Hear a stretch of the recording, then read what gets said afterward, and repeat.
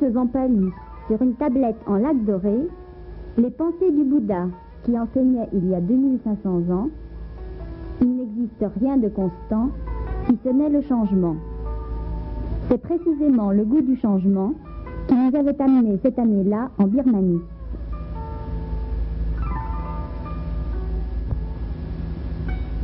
À peine à Rangoon, c'est la Shwedagon qui capte tout notre intérêt.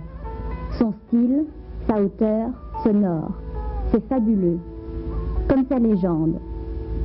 Au cours d'un séjour en Inde, 2 voyageurs amènent dans une cassette 8 cheveux du Bouddha. C'est, dans les pays traversés, la convoitise de tous. Guet-apens, magie, démons. 4 des cheveux sont volés. Enfin parvenue au royaume du roi Okala, la cassette est confiée à un éléphant blanc qui se dirige vers une colline et s'y arrête. La cassette est ouverte. Oh, miracle, les 8 cheveux sont là. Le roi fait construire sur ces reliques la première pagode qui sera embellie et agrandie jusqu'à sa forme actuelle. C'est le sanctuaire le plus vénéré du monde bouddhique.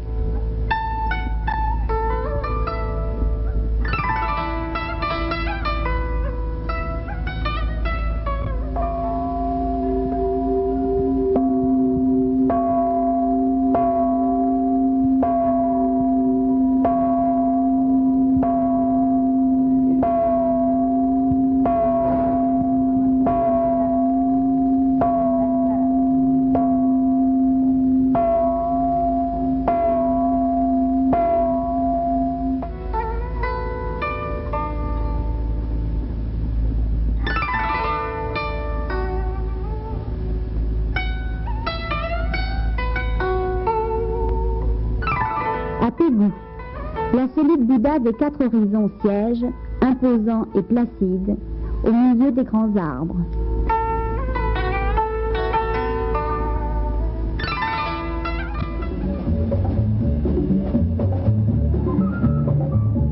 Dans un passé encore récent, il fallait aux voyageurs plusieurs longs jours de navigation sur l'Irrawaddy pour atteindre Pagan, à 1200 km au nord de Rangoon.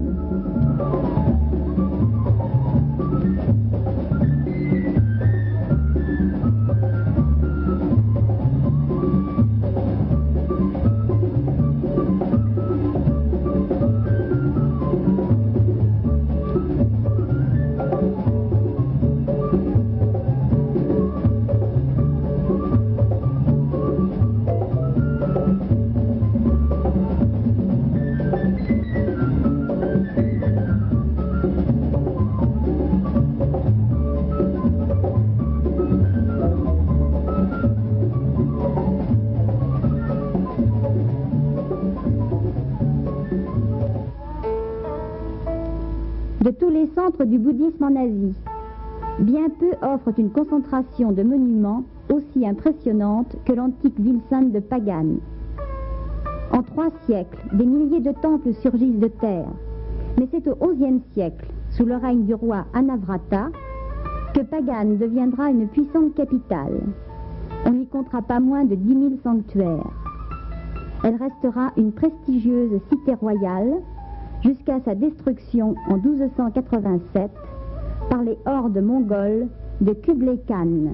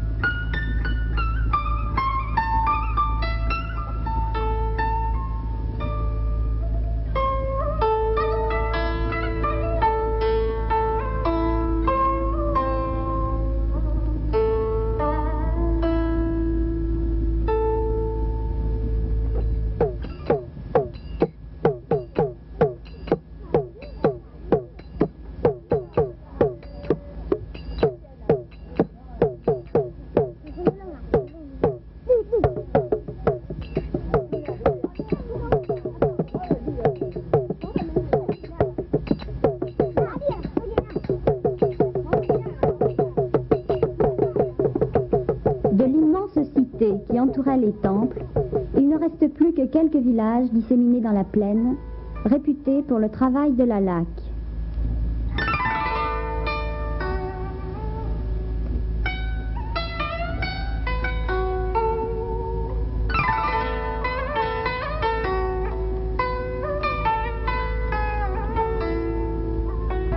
La plupart des jeunes birmans sont maquillés avec de la poudre de bois, appelée tanaka.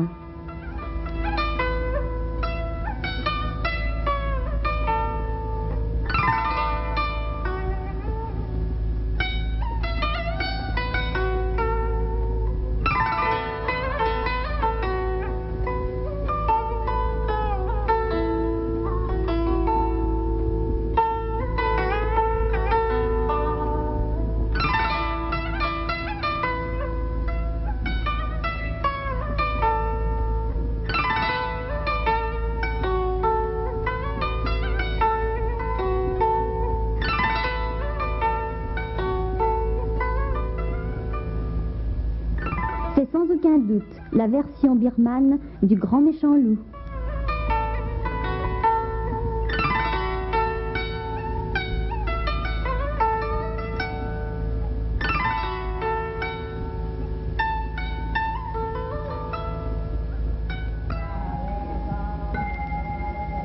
La somptueuse Shwezigon, l'une des plus riches pagodes du pays. Elle est entièrement recouverte de feuilles d'or, appliquées par les fidèles en offrande à Bouddha.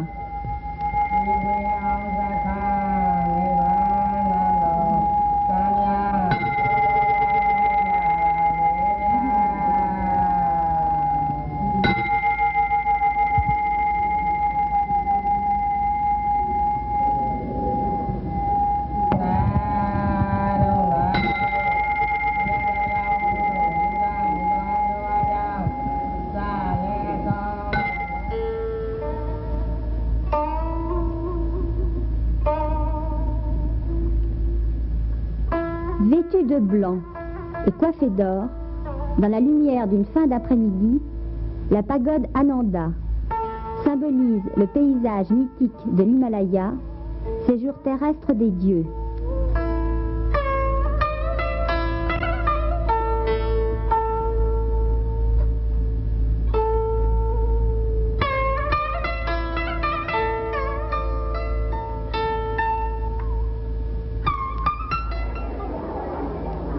Au pittoresque marché de Pagan, les paysannes attendent les clients en fumant d'énormes cigares appelés chirot, mélange de tabac et de fleurs de cocotier, additionnés de mélasse et enroulés dans une feuille de maïs.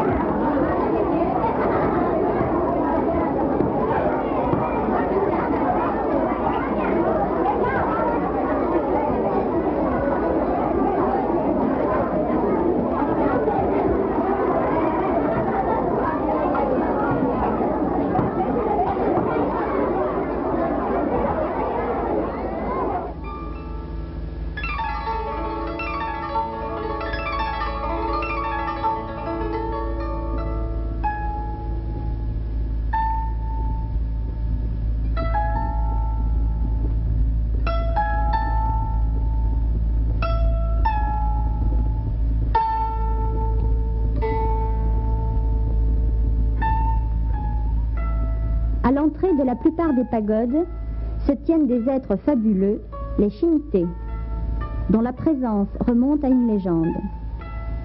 Une jeune et ravissante princesse, chassée par son père, trouva refuge dans la forêt et y rencontra un lion qui la prit pour femme. Ils eurent un fils, Siabahu, qui plus tard, apprenant la triste histoire de sa mère, tua son père qui terrorisait tout le pays. Délivrée, la population fit de Siabahu son nouveau souverain. Mais il devint lépreux en expiation de son crime et ne fut guéri qu'après avoir fait élever des statues de lions à l'entrée des pagodes pour les protéger.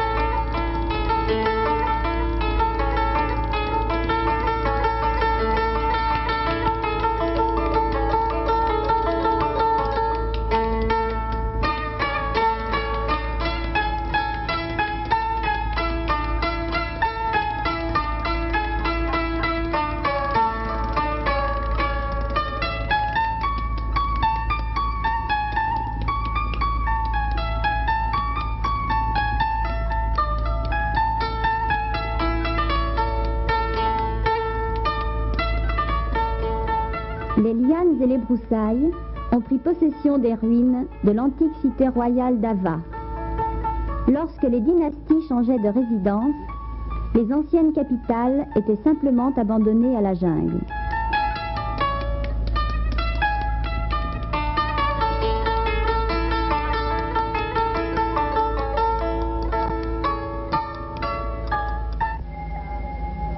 Entièrement fait de textes sculptés, le couvent Chwenamdo, à Mandalay, est un don de Thibaut, dernier roi de la dynastie birmane, à une communauté monastique.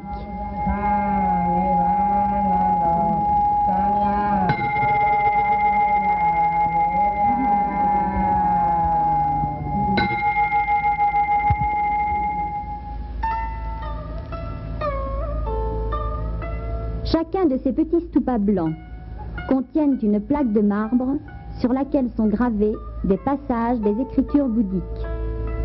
Ces 729 stupas font partie de la pagode Kutudo, ou maison du mérite royal, à Mandalay.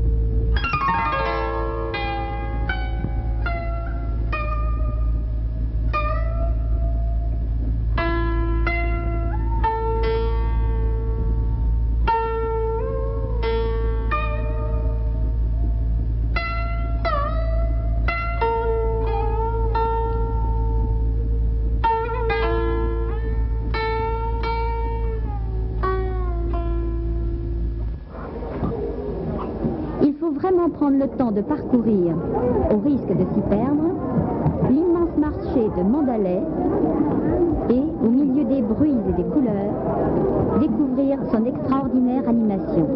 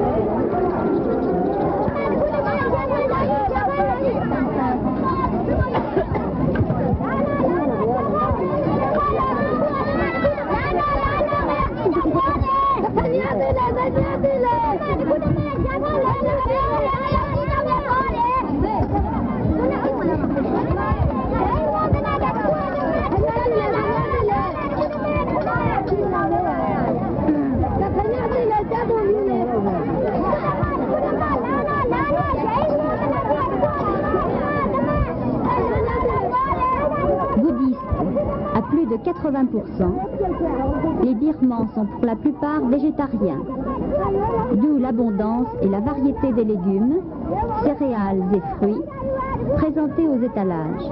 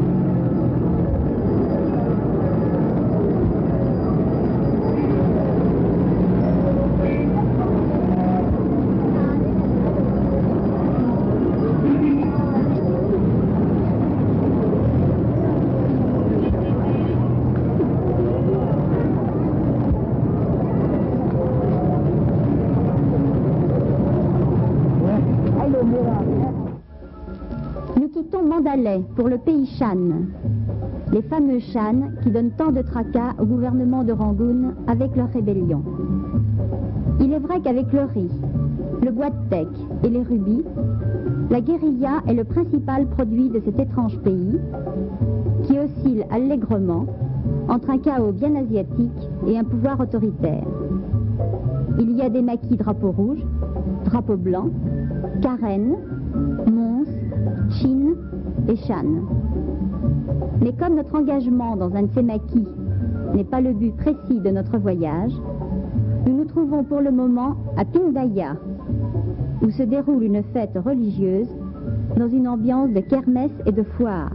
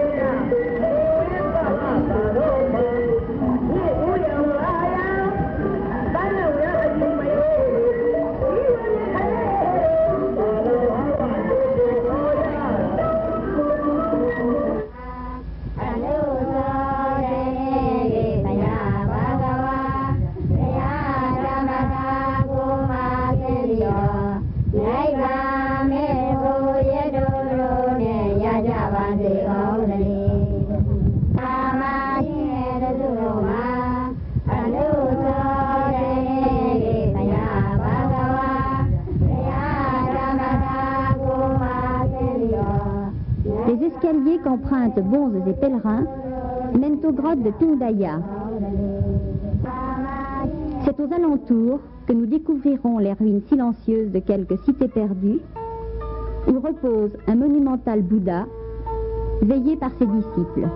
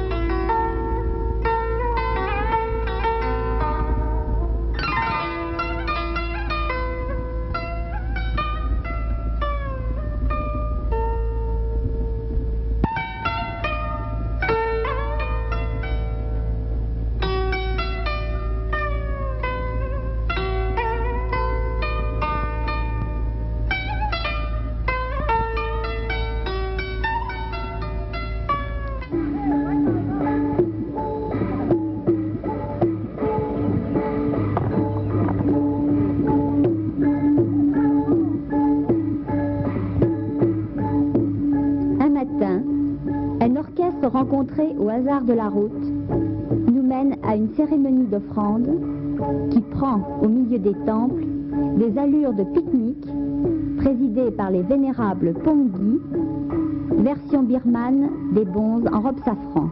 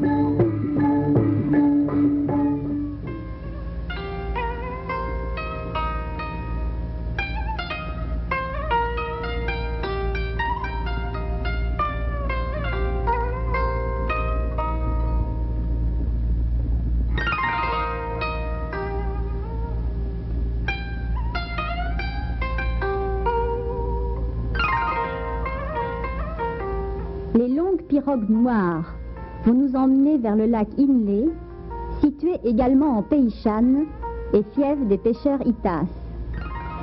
Ceux-ci ont construit leurs huttes sur des pilotis plongeant dans le lac. Au cours des années, la terre s'est formée autour de ces maisons, sans cependant s'enfoncer dans l'eau.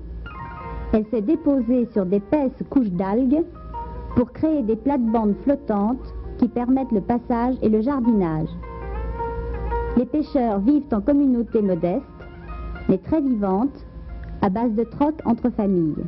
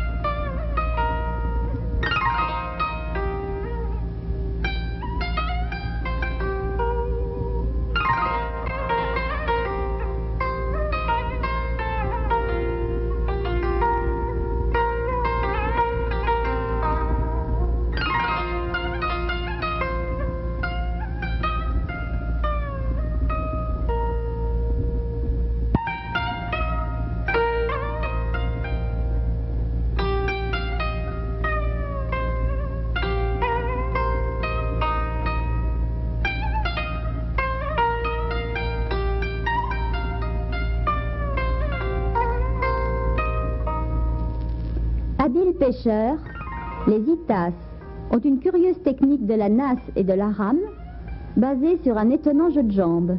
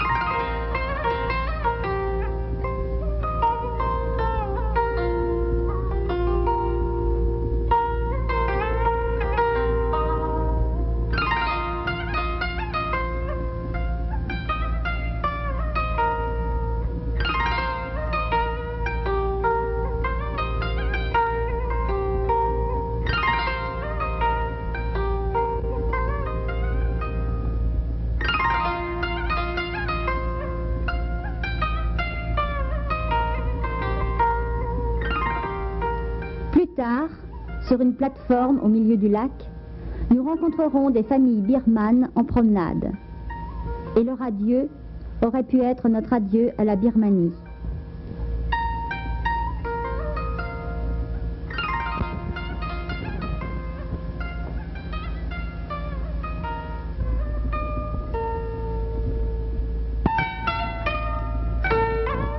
Cependant, nous retrouverons une dernière fois Rangoon, son port, l'Irrawaddy et ses barques, au moment où la lumière décline et où l'ombre estompe peu à peu le réel, ne laissant déjà que les souvenirs.